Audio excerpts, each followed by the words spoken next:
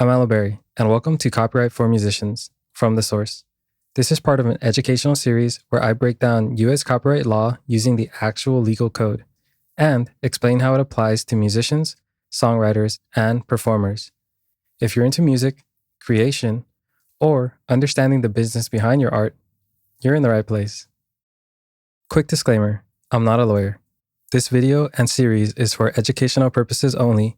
If you need legal advice about your own music or rights, definitely consult a qualified attorney. Have you ever written a song, posted it online, and wondered, what's stopping someone from stealing it? Well, let's talk about copyright and why it's your first line of defense as a musician. So, what is a copyright? Copyright is a legal right that protects original creative works.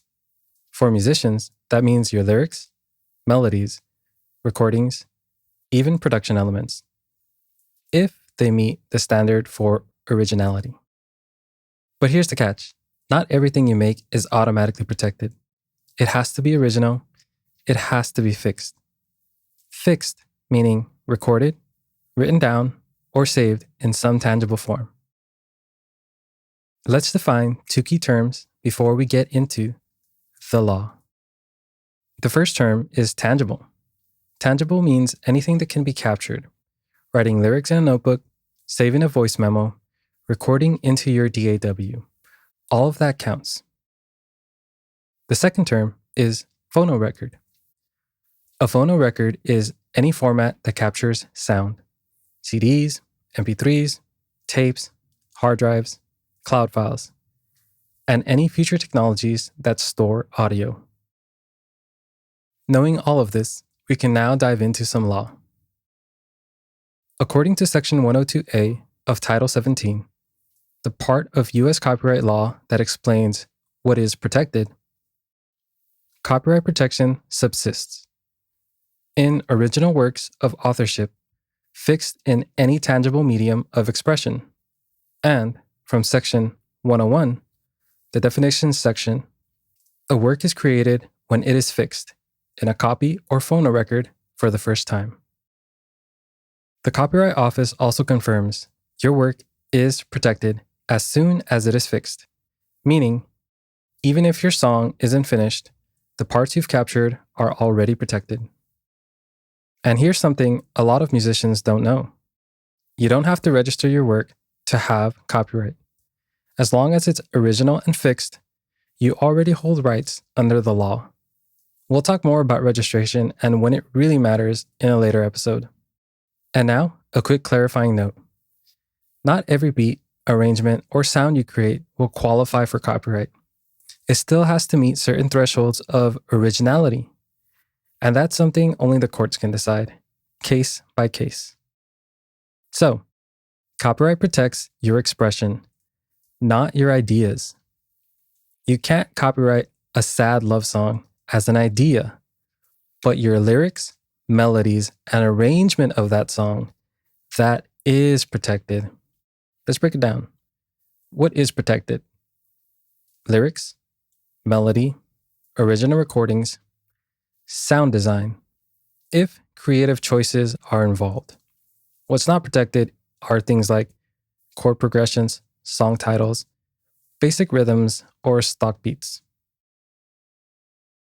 According to Section 102B of Title 17, in no case does copyright protection extend to any idea, procedure, or process. And here's something else musicians should know. When you make a song, there are usually two separate copyrights involved. One for the composition, the music and lyrics you write, and one for the sound recording, the version you record or release. So, why should musicians care? Without copyright, anyone could reuse your work, repost your song, and even sell it, and you'd have no legal ground to stand on. With copyright, you gain control over how your music is used, shared, licensed, and monetized.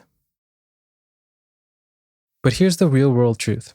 The Copyright Office doesn't enforce your rights. They register them. That's it. It's up to you, the artist, to monitor your work and enforce your rights if they're violated. As someone from the Copyright Office once told my class, we are a registry, not the copyright police. And now, a quick sidebar, some real talk, some philosophizing.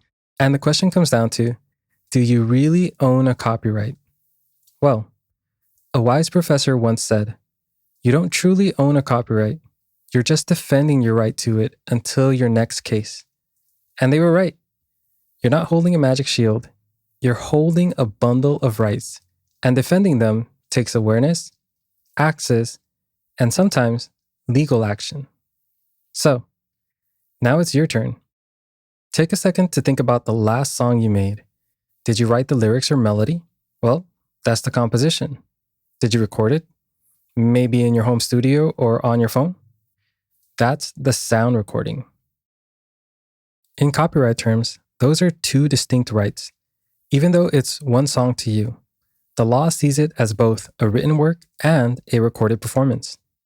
So, try labeling it like this in your notes. My song, my composition, or my song, my sound recording. Congrats! You just identified your first two copyrights. If this helped you, hit like and subscribe and share it with another artist who needs to hear this.